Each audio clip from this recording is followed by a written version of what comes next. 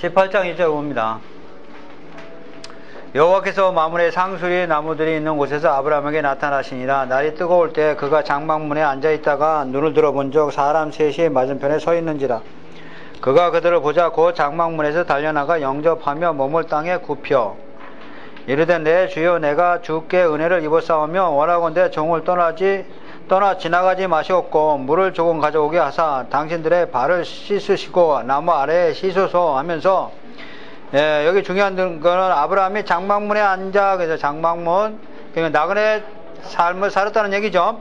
그 다음에 2절에서 끄트머리에 그 영접이라는 말씀 나옵니다. 그러니까 이것이 영접,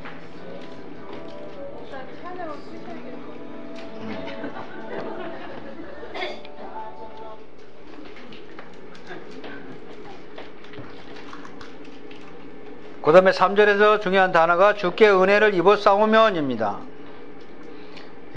입었사오면 원하건대 종을 떠나 지나가지 마옵소서. 여기 세 분이 나오는데 셋이 누구냐? 두 분은 소돔과 고모라를 멸망하는 심판, 또 한 사람은 여기 이제 나중에 말씀이 육신이 이 세상에 오실 예수님으로 봐야 됩니다. 또 어떤 분은 여기 삼위 하나님으로 보시는 분도 있어요. 사실은 성령이 오셔서 죄에 대해서, 심판에 대해서, 의에 대해서 우리한테 가르쳐 주니까요. 또한 예수님도 심판하시고, 그래서 그거는 뭐 중요한 게 아니고, 지금 5절에 보면 내가 떡을 조금 가져오리니 당신들의 마음을 상쾌하게 하신 후에 지나가소서. 당신들이 종에게 오셨습니다. 그들이 이르되 내 말대로 그리하라. 아브라함이 급히 장막으로 가서 사라에게 이르되 속히 고운 가루 3스가를 가져다가 반죽하여 떡을 만들라 그랬어요. 그러니까 아브라함은 이미 하나님과 많은 말씀을, 교제를 나눴고 하나님을 많이 봤죠. 그러면서 지금 이르되 내 말대로 그리하면데 가져오는 것이 뭐 반죽하여 떡. 그 다음에 7절에 보면 아브라함이 또 가축되어 있는 곳으로 달려가서 기름지고 좋은 송아지. 이 송아지는 요한복음 15장이죠?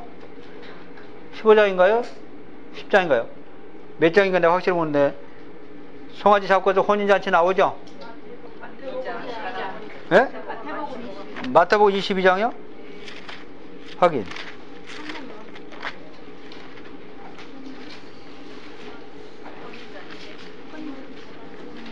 마태복음 22장 맞네요. 22장 봅니다. 마태복음 22장.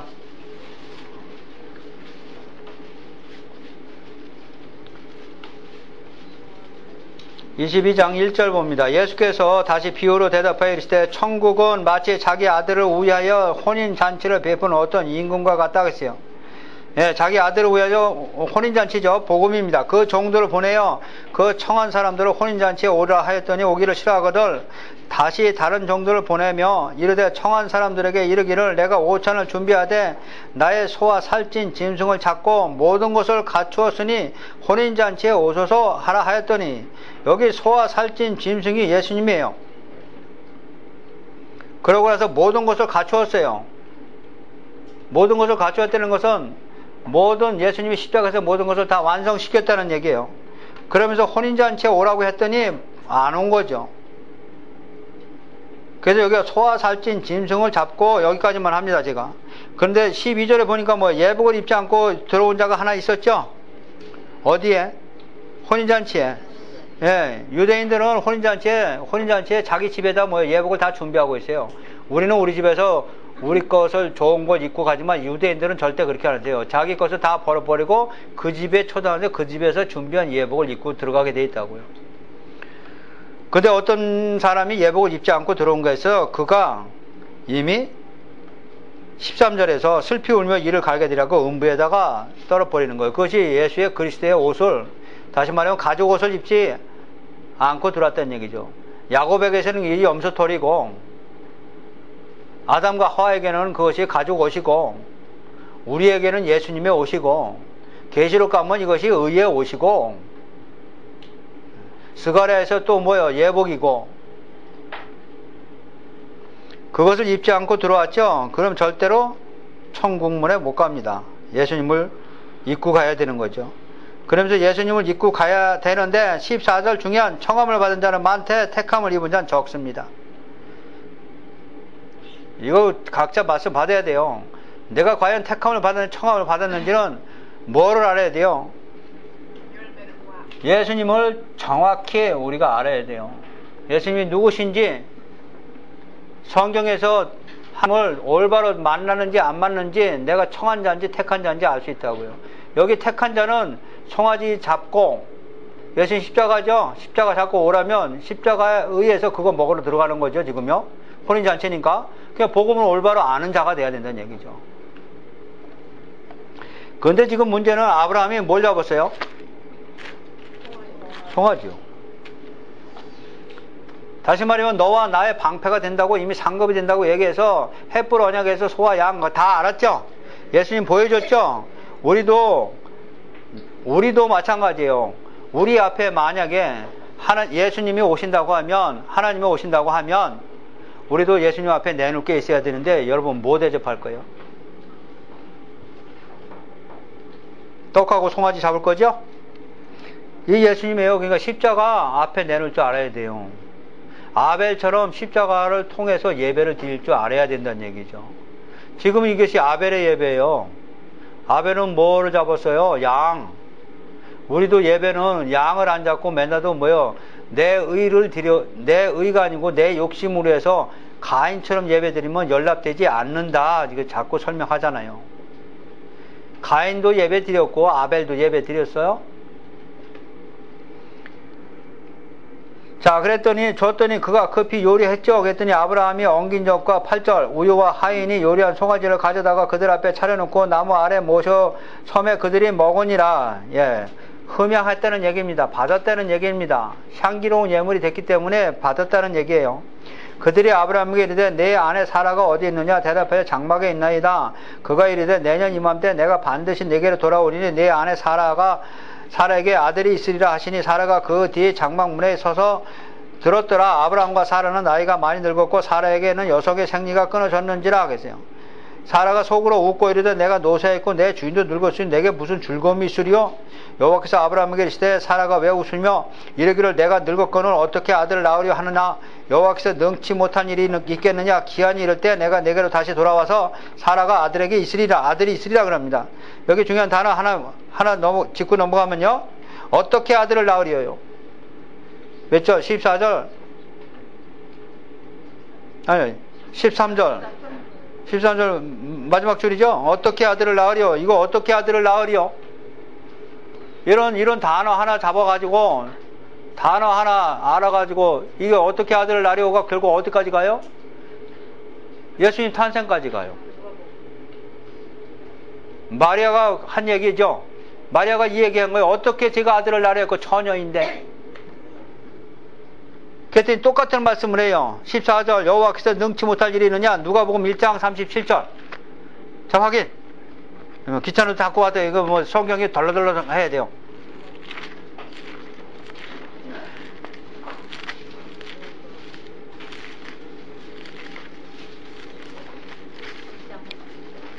누가복음 1장 37절.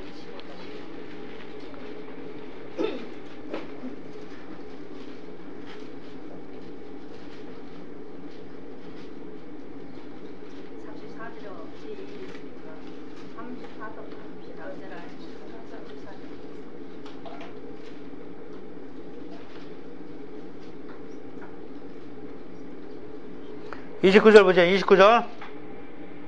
처녀가 그 말을 듣고 놀라 이런 인사가 어찌함인가죠. 여기 사라도 똑같아요. 어떻게 아들을 낳으리요? 똑같은 얘기예요. 할머니가 경수가 끊어져 가지고 애기 낳는 거나 남자가 없는 처녀가 애기 낳는 거나 똑같다는 얘기예요. 근데 그거 누가 하는 거냐? 하나님이 하신단 말이에요. 그래서 하신 말씀이 능치 못할 일이 있느냐요. 하나님 모든 말씀은 능하지 못하심이 없느니라. 그래서 14절이죠. 지금 여호와께서 능하지 못할 일이 있겠느냐?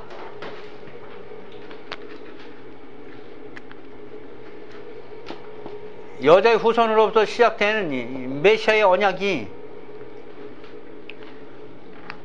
구약 성경 전반적으로 전부 다 인간이 불순종하고 적그리스도가 방해하고 거짓 선지자 발람이 와서 저주를 퍼붓고 그 우여곡절 끝에 하나님의 주권에 의해서 예수님이 오신 그것을 얘기하고 있어요. 하나님이 하신 일은 능치 못할 일이냐? 다시 말하면 내가 너희들에게 약속한 말씀이 절대로 이루어진다는 얘기예요.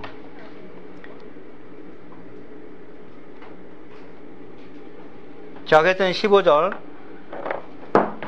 그렇다고 하면 지금 아브라함과 지금 하나님과 만나서 하는 얘기가 누구 얘기예요? 예수님 절대로 보내겠다는 얘기예요. 여기서 우리가 단면만 봐서 이삭만 낳게 할머니한테 이삭만 아들을 준다는 이 얘기만 보면 안 된다는 얘기죠. 이거는 수건이 덮인 거고, 베끼면 이삭한테 베끼면 뭐가 나와요? 아까 누가복음 1장 37절처럼 누가 나오는 거예요? 그리스도로 수건 벗기니까 예수 나오는 거죠? 예, 결국 예수님 아브라함한테 지금 누구 얘기하는 거예요? 예수님 보내는 것이 능지 못할 일이 없다는 얘기죠. 15절. 사라가 두려워서 부인하여 이르되 내가 웃지 아니하였나이다 이르시되 아니라 내가 웃었느니라. 너 웃어야 돼요. 왜? 결국 이삭을 태어나서 너 웃어야 되거든요. 그래서 결국은 이제 웃게 만들죠. 자, 16절. 그 사람들이 거기서 일어나서 소돔으로 향하고 아브라함은 그들을 전송하러 함께 나가니라. 여호와께 이르시되 내가 하려는 것을 아브라함에게 숨기겠느냐? 아브라함은 강대한 나라가 되고 천한 만민은 그런 말미암아 복을 받게 될 것이 아니냐? 아브라함한테 복을 받는 게 아니고 아브라함의 후손으로 오실 예수님을 통해서 복을 받게 될 것이죠. 19절. 내가 그로 그 자식과 건속에 명하여 여호와의 도를 지켜 의와 공도를 행하게 하려고 그를 택하였나니. 여호와의 도 나왔어요. 우리 오늘인가요? 여호와의 도 나왔죠? 예. 시편 25편이죠? 여호와의 도. 그 다음에 의 나왔죠? 그 다음에 뭐 나왔어요? 공도, 공의. 이건 별도로 설명 안 해도 되겠죠? 예, 그를 택하였나니 이는 나 여호와가 아브라함에게 대하여 말한 일을 이루려 함이니라. 여호와께서 또 이르시되 소돔과 고모라에 대한 부르짖음이 크고 그 죄악이 심히 무거우니 내가 이제 내려가서 그 모든 행한 것이 과연 내게 들린 부르짖음과 같은지 그렇지 않은지 내가 보고 알려 하노라. 그 사람들이 거기서 떠나 소돔으로 향하고 아브라함은 여호와 앞에 그대로 섰더니 아브라함이 가까이 나아가 이르되 주께서 의인을 악인과 함께 멸하시나이까? 성중에 의인 50명 있을지라도 주께서 그것을 멸하시고 50인을 위하여 용서하지 아니하시나이까? 하면서 지금 25절. 주께서 이같이 하사 의인을 악인과 함께 죽이시면 부당하고. 자, 여기 중요한 단어.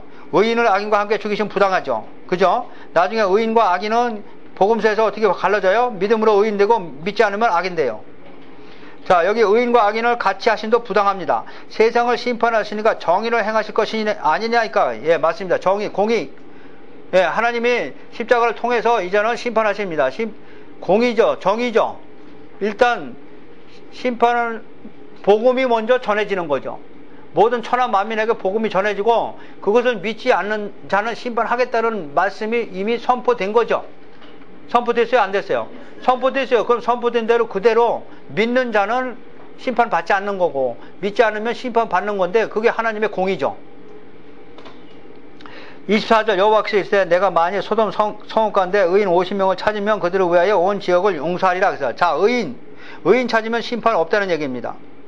그러면서 이제는 몇 명? 50에서 40명, 40명에서 30명, 30명에서 20명, 20명에서 몇 명? 10명까지 내려갑니다. 그랬더니 33절. 여호와께서 아브라함과 말씀을 마치시고 가시니 아브라함도 자기 곳으로 돌아갔더라.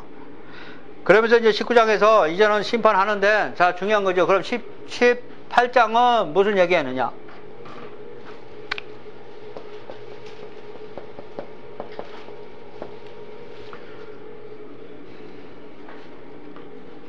소돔과 고모라를 우리는 심판으로 보죠. 그죠? 근데 지금 심판은 19장에서 하는 거고 지금 18장에서는 지금 뭐 얘기해요? 심판 얘기가 아니고 뭐 얘기하고 있어요? 의인. 심판하는 이유가 뭐다는 얘기예요? 의인이 없어서 심판하겠다는 얘기잖아요. 만약에 의인이 있으면 안 하겠다는 얘기예요. 그러면은 심판을 면하려면 의인을 만들어야죠. 그 성 중에 의인이 있으면 심판 안 하겠죠. 10명까지도 내려갔어요. 10명까지라는 것은 의인이 한 명도 없다는 얘기예요. 자, 로마서도 마찬가지죠. 로마서도 의인은 하나도 없다. 모두가 이방인이고 유대인이고 다 죄인이죠. 근데 그 죄인 중에서 의인이 탄생됐어요. 그 의인이 우리들이죠. 그 의인은 예수님을 통해서 우리가 의인 됐어요. 그럼 의인이 어떻게 탄생되느냐? 의인이 없으면 멸망하니까 의인이 되려면, 멸망하지 않으려면 의인이 탄생돼야 되는데, 의인은 복음서에 이미 나와 있어요. 예수님을 통해서 우리가 의인 됐죠? 그죠? 그럼 18장의 주제는 뭘 얘기하고 있어요? 의인이 없어서 멸망했다는 얘기죠. 그럼 의인이 있으면 멸망 안 되겠죠? 그럼 의인은 어떻게 생기느냐?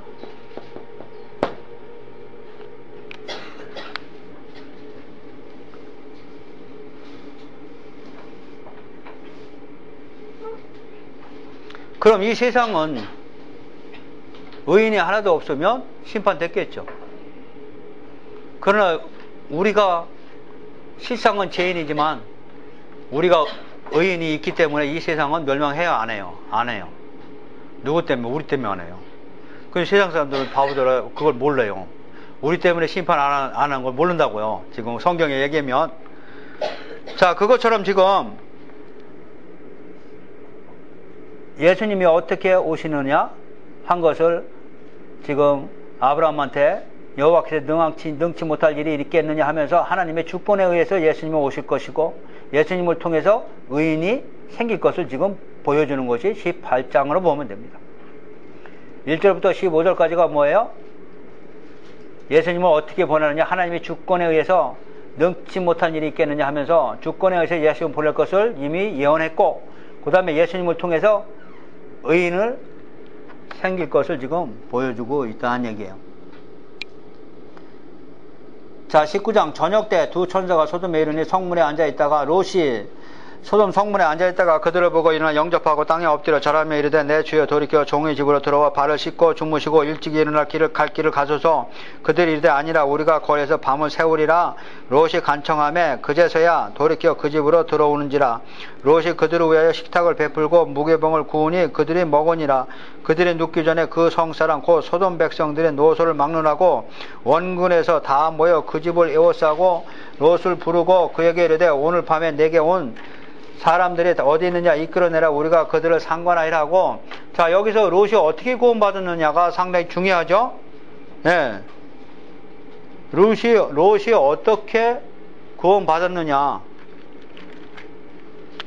어려운 문제죠. 하나는 지금처럼 지금 세 천사를, 두 천사죠. 두 천사를 소돔에 이르니 성문에 앉아있다가 그들을 뭐 해서 영접. 다시 말하면 복음을 받아들였다는 얘기예요.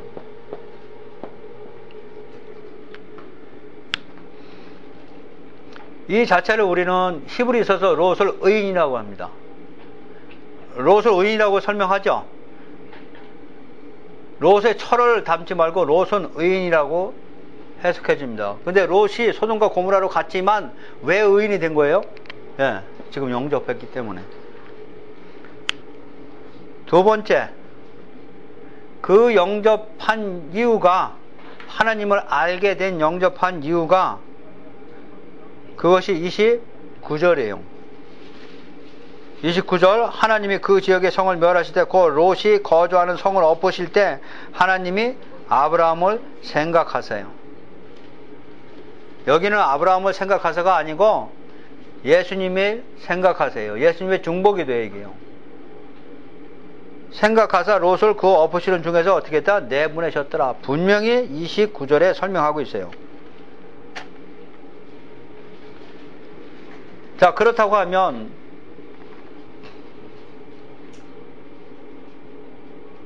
롯이 두 천사를 영접한 자체도 아브라함의 중복 기도에 의해서 믿음을 주었다고 봐야 됩니다. 노아가 방주에 들어간 것도 하나님이 노아에게 은혜를 주어서예요. 왜 그렇게 해석해야 되느냐? 성경은 우리의 의로선 절대로 하나님을 알 수도 없고, 우리 자체로서는 믿음을 우리 자체로 가질 수 없다고 그래요. 그래서 믿음을 주시는 것도 하나님이시고, 하나님을 알게 하시는 것도 사람의 영으로는 불가능하죠.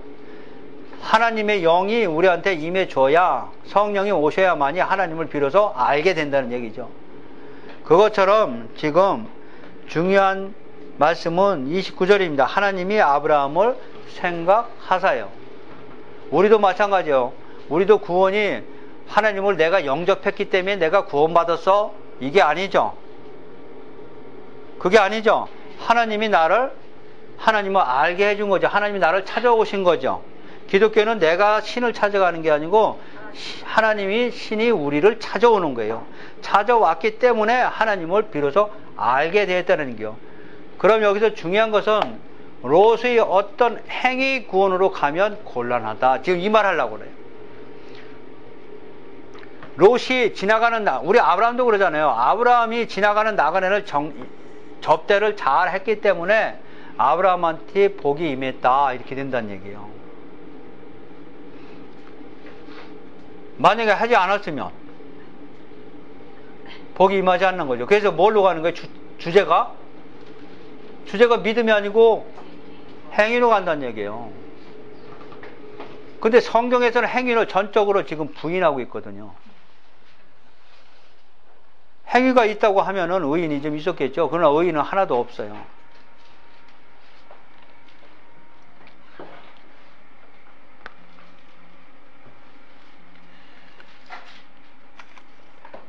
자, 우리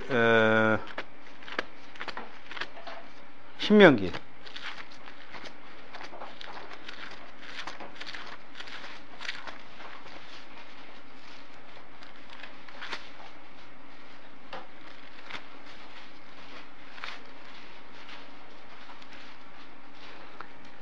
자, 신명기 9장이죠.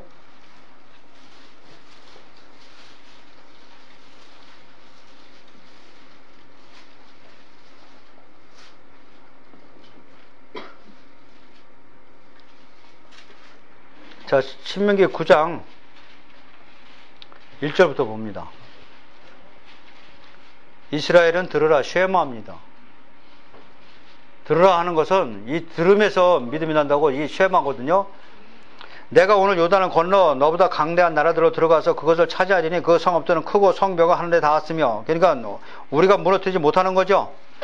크고 많은 백성은 내가 아는 아낙 자손이라 그에게 말을 내가 들었나니 이르기를 누가 아낙 자손을 능히 당하려 하거니와 오늘 너는 알라입니다. 알라. 아는 게 중요합니다. 내 하나님 여호와께서 맹렬한 불과 같이 내 앞에서 나아가신즉 내 앞에 누가 먼저 나가요? 여호와께서 그들을 멸하시고 내 앞에 엎드러지게 하시니 여호와께서 내게 말씀하신 것 같이 너는 그들을 쫓아내며 속히 멸할 것이라. 내 하나님 여호와께서 그들을 내 앞에서 쫓아내신 후에 내가 심중에 이르기를 내 공의로움으로 말미암아. 거기 줄 치세요.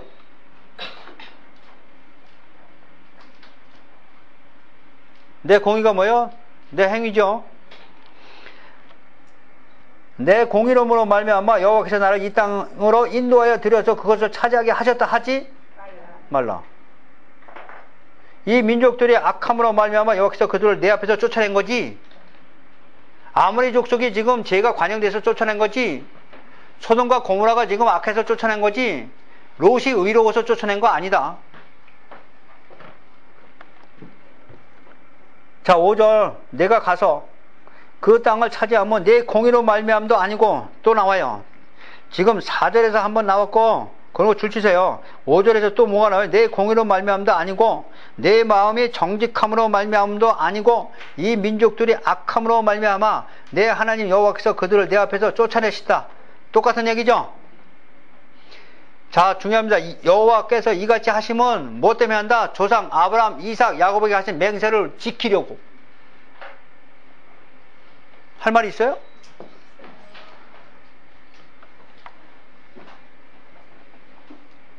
또 6절 그러므로 또 알 것은 또 강조하는 거예요. 또 알 것은 내 하나님 여호와께서 내게 아름다운 땅을 기업으로 주신 것이 또 나와요. 내 공의로 말미암이 아니니라. 강조해 지금 4절, 5절, 6절 지금 강조해요. 내 공의로 말미암이 아니고 너는 목이 곧은 백성이니라.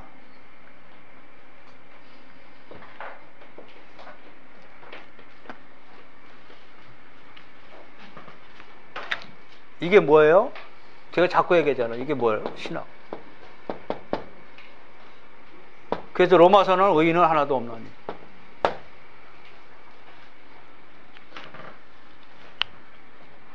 의인은 하나도 없다는 건 우리 행위가 절대로 들어가지 않는다 이거예요. 지금 강력히 말씀하시잖아요. 지금 어디 가는 거예요? 이스라엘 백성들? 가나안.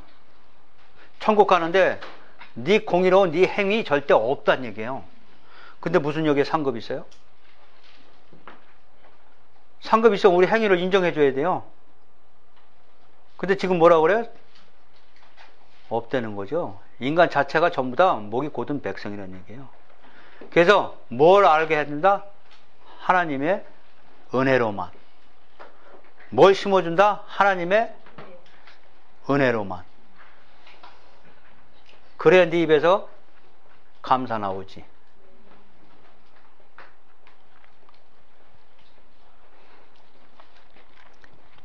제가 성경 해석할 때 율법과 복음이 정리가 안 되면 해석이 안 된다고 그랬죠. 율법과 복음이 정리가 안 되면 여기 또 뭐예요? 롯의 행위로 가면 안 된다 이거죠. 아셨어요? 아브라함의 행위로 가면 안 된다죠. 성경은 여러분 지금 성경 전체 66권에 이 안에 들은 신학이 칼빈 신학이고 이런 신학자가 나오는 거예요. 이런 분들은 이 전체를 보고 하는 거예요. 신학이요. 어느 일부만 놓고 주석을 한 게 아니에요. 칼빈이 계시록만 주석 못했어요. 계시록은 너무 어려우니까. 근데 지금 계시록 어렵지 않아요. 우리 계시록 했죠? 어렵지 않아요. 그만큼 지금 열려 있어요. 칼빈은 계시록을 주석 못했어요. 그럼 66권에 대한 신학이 나오죠? 그죠? 그 다음에 각 권에 대한 거 나오겠죠? 창세기의 의미, 출애굽기의 의미, 뭐가 나오죠? 근데 뭐 주제는 통일되고 똑같아요. 그 다음에 권 다음에 뭐가 나와요? 장. 장 다음에 지금 말씀하신 절 나오죠? 이것이 전부 다 통일성이 있어야 성경 올바르게 해석하는 거예요. 이 통일성이 무너면 신학을 무시해버린 거예요.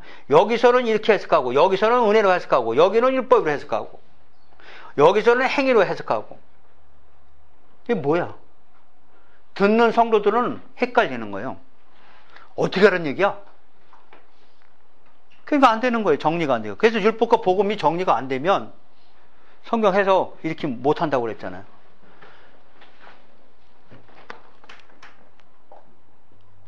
마태복음 가면 또 마찬가지죠. 제일 막히는 게 이혼하지 말라고 그러잖아요. 하나님이 짝져준 거 이혼하지 말라고. 그게 죽을 때까지 뭐예요? 남편한테 매 맞고 살아야 돼요? 하나님 그것 때문에 오신 거예요? 천국 견뎌서 죽을 때까지? 그리고 죽으면 영생 간다고?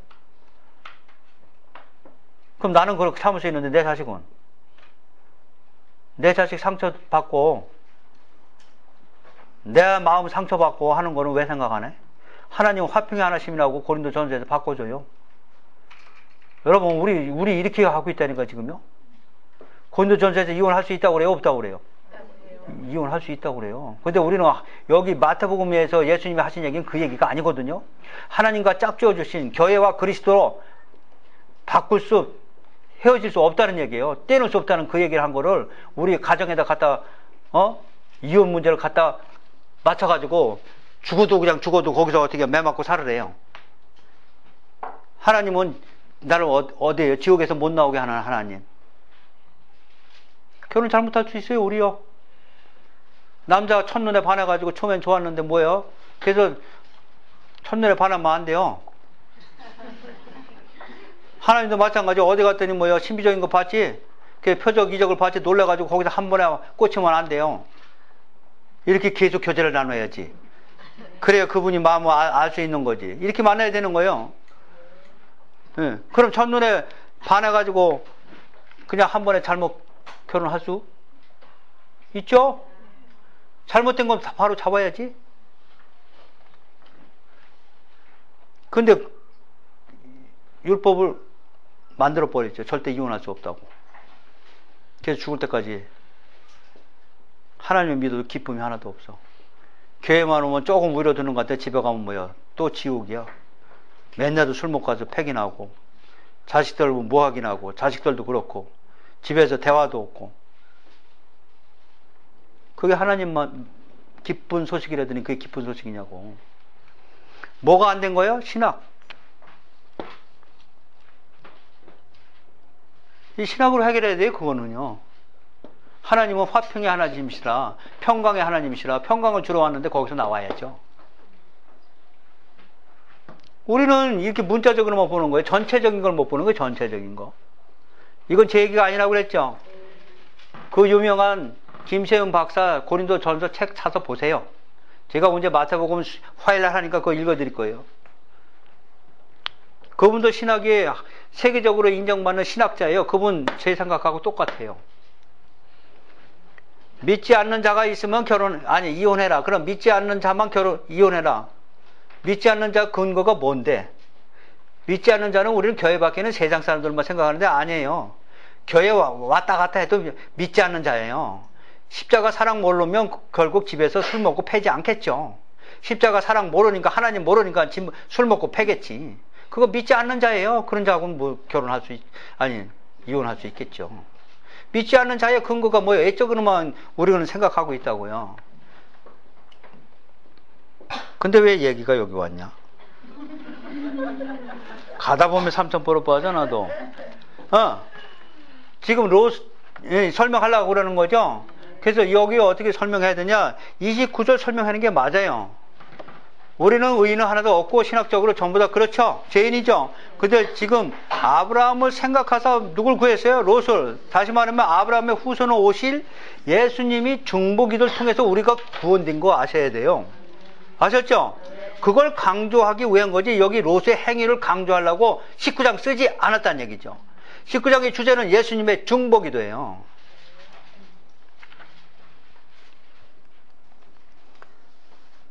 자, 5절이죠. 롯을 부르고 그에게 이르되 오늘 밤에 내게 온 사람들을 어디 있느냐 이끌어내라. 우리가 그들을 상관하이라. 롯이 문 밖에 무리에게로 나가서 뒤로 문을 닫고 이르되 청하노니 내 형제들아 이런 악을 행하지 말라. 내게 남자를 가까이 하지 아니한 두 딸이 있노라. 청하건대 내가 그들을 너에게로 이끌어내리니 너희는 좋을 대로 그들에게 행하고 이 사람도 내 집에 들어왔으니 이 사람들에게 아무 일도 저지르지 말라. 그들이 이르되 너는 물러나라. 또 이르되 이 자들이 들어와서 거류하면서 우리의 법관이 되어 하는도다 하고 이제 우리가 그들보다 너를 헤아리라 하고 롯을 밀치며 가까이 가서 그물을 부수려고 하는지라. 자, 이 장면은 뭘 보여줘요? 소돔과 고모라 사람들이 이렇게 악하다는 걸 보여주는 거죠. 10절 그 사람들이 손을 내밀어 롯을 집으로 끌어들이고 문을 닫고 그랬어요. 자, 그 구원인데 롯을 어떻게 돼요? 끌어들이고요. 그리고 문을 닫고 누가 닫았어요? 천사 하나님이요. 문 밖에 무리를 대손을 막느라 그 문을 어둡게 하니 그들이 문을 찾느라 헤매었더라. 그래서 그 사람들이 롯에게 이르되 이에 내게 속한 자가 또 있느냐? 내 사위나 자녀나 성중에 내게 속한 자들을 성 밖으로 이끌어내라. 그들에 대한 부르짖음이 여호와 앞에 크므로 여호와께서 이것을 멸하시려고 우리를 보내셨나니 우리가 멸하리다. 롯이 나가서 딸들과 결혼할 사위들에게 말해 이르기를 여호와께서 이 성을 멸하실 터이니 너희는 이것을 떠나라 하되 그의 사위들은 이거를 농담으로 여겼더라 하는 얘기죠. 농담이에요. 뭐. 이게 뭐예요? 이 말씀 복음을 안 받았다는 얘기입니다. 동을 틀 때 천사가 롯을 재촉하여 이르되 일어나 여기 있는 내 아내와 두 딸을 이끌어내라. 이 성이 제약 중에 함께 멸악하며 그러나 롯이 지체하며 자 우리 맞습니다. 롯이 지체하며 그 사람들의 롯의 손과 그 아내 손과 두 딸의 손을 잡아 인도하여 성 밖에 두니 여호와께서 그에게 자비를 더하십니다. 그랬어요. 자, 두 딸의 손을 잡고 두 딸도 또 롯도 생각해서 천사가 밖으로 손을 잡아 이끌어냅니다. 이것이 우리의 구원은 하나님의 주권에 있다는 얘기예요. 그래서 우리는 아무것도 하나님 앞에 바울이 실토한 거죠. 예, 자랑할 것이 없는 이란 얘기예요. 자, 롯이 그들에게 이르되 18절 내 주여 그리 마옵소서.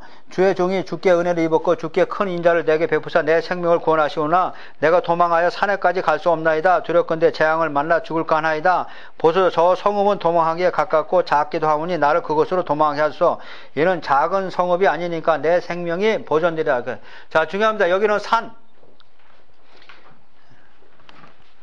저 산까지 가라고 그러죠. 근데 거기 가기 싫다고 지금 작은 성에 아울러서 여기서 문제가 된 거죠. 그것이 우리 시편이나 좀 더 가면은 여호와의 산, 시온산 이렇게 되는 거죠. 거기까지 올라가야 되는데 지금 중간에서 못 가겠다고 그럽니다. 그것은 이미 이 세상에 있는 미련이 있다는 얘기입니다.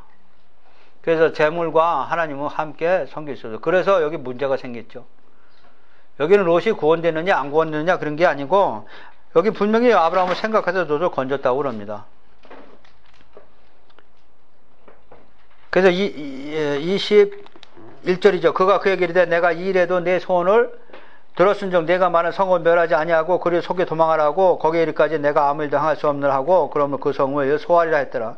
이 소알에다가 해가 돋았고 고저와 악세 유황과 불의 소돔과 고물에 비같이 내 성들과 온들과 성계 거저는 모든 성읍과 땅에 난 것을 다 엎어 멸하셨는데 롯의 아내는 뒤를 돌아보서 소금기둥이 되었더라. 여기 뭐 누가복음 17장 나오는 거죠. 롯의 철을 생각하라. 뭐 롯의 철을 생각하는 건 뭐예요? 세상 뒤를 돌아보지 말라는 얘기죠. 자, 하나님을 따라 예수님을 따르려면 제자들 따르려면 어떻게 해요? 세상 거 다 버려야 돼. 내 십자가 지고 따라와라. 십자가 뭐예요? 내 자신을 부인하고 오라는 얘기예요. 아브라함이 그 아침에 일찍 일어나 여호와 앞에서 있던 곳에 이르러 소돔과 고모라와 그 온 지역을 향하여 눈을 들어 연기가 옹기 가마 연기같이 치솟음을 보았더라. 이건 계시록에서 다시 나오죠. 옹기 가마 연기처럼 하는 거 심판을 의미합니다. 하나님이 그 지역의 성을 멸하실 때 곧 롯이 거주하는 성을 엎으실 때 하나님이 아브라함을 생각하사 롯을 엎으시는 중에서 내보내셨더라 그랬어요. 자, 중요한 것이요. 뭘 얘기하고 이거 얘기하려고 29절. 하나님이 아브라함을 생각하사, 그러니까 예수님의 중보기도를 지금 나타내기 위해서 소돔과 고모라를 지금 심판하고 있다는 얘기죠. 그리고 두 번째, 의인이 하나도 없다. 의인이 하나도 없는 줄. 죄인 중에 오로지 우리가 구인될 수 있는 것은 예수님 십자가를 이제 믿음으로써 우리가 의인 되는 거죠. 여기도 마찬가지요. 아브라함을 생각하사, 예수님을 생각하사 우리를 구원했다는 거죠. 롯이 소알에 거주하기를 두려워하여 두 딸과 함께 소알에 나와 산에 올라가 거주하되 두 딸과 함께 굴에 거주하였더니 32절 우리가 우리 아버지에게 술을 마시게 하고 동침하여 우리 아버지는 말며 후손을 이어가자 하고 후손 문제 나옵니다. 후손은 그렇게 이어지는 게 아니죠. 지금 아버지와 동침해가지고 후손이 없기 때문에 딸들과 소알성에서 이 일이 벌어진다는 거. 그러니까 올라갈 때까지 올라가야 되는 거죠. 근데 소알성에서 올라가다 말고 여기서 머물러 버려 가지고 결국 일이 벌어집니다. 그러고 나서 이제는 모압과 암몬이 이제는 탄생됩니다. 그럼 암몬과 모압이 탄생됐고 과연 롯이 구원 받았느냐 안 받았냐 이거 가지고 따지면 곤란해. 지금 성경은 롯이 구원받았냐 안 구원받았냐 이 얘기가 아니고 예수님의 중보기도 지금 가르치려고 지금 말씀하시는 거예요. 그게 뭐 아브라함을 생각하사예요. 이게 주제예요. 그러고 나서 모압과 암몬 조상이 롯이 소알에 거주하게 됨으로써 자기 딸들을 통해서 이렇게 그 제성이 나중에 태어납니다. 이들이 이제는 민수기 가면은 출애굽 과정에서 하나님을 대적하게 됩니다. 그러나 하나님도 이것이 롯이 구원받았기 때문에 이 암몬과 모압도 내가 주었다고 건들지 말라고 합니다. 그러면서 그들을 피해서 아멜렉과 다른 민족을 쳐서 부수고 이들을 그냥 넘어서 들어가는 장면이 이것이 역시 하나님의 복음입니다. 이미 약속을 했기 때문에 그들을 건들지 않는 거죠. 나중에 그들이 바벨론 포로 70년 이스라엘 백성들이 끌려갈 때 암몬과 모압이